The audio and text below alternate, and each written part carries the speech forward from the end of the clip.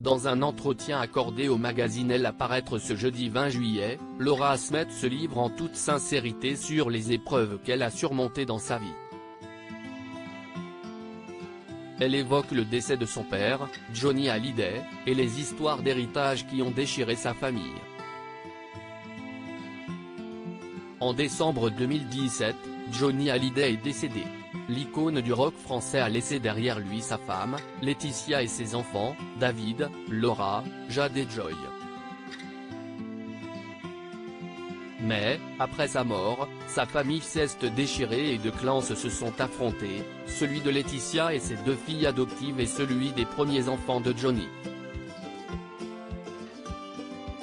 Ils se sont livrés une guerre judiciaire très médiatisée qui s'est conclue, en 2020, par un accord définitif, apaisant les tensions au sein du clan Hallyday.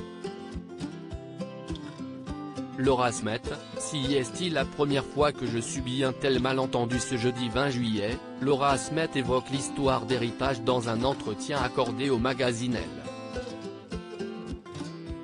Avoir été exposée dans la presse People à cause de cette histoire a été un enfer pour celle qui est maman d'un petit Léo. J'ai été embrigadée dans une histoire qui ne me ressemble pas et qui a renvoyé une image de moi à des années-lumière de celle que je suis. C'est la première fois que je subis un tel malentendu, raconte Laura Smet. Elle ne s'attendait pas à ce genre de médiatisation. Quand mon père était vivant, le sujet c'était lui, pas moi. Laura Smet est actrice et le traitement de l'affaire de l'héritage de Johnny Hallyday a même fini par impacter sa carrière. Une histoire qui a eu des répercussions professionnelles aujourd'hui encore. Je paie les conséquences de cette surexposition dans mon métier, j'ai moins de propositions. Révèle la fille de Nathalie Baye.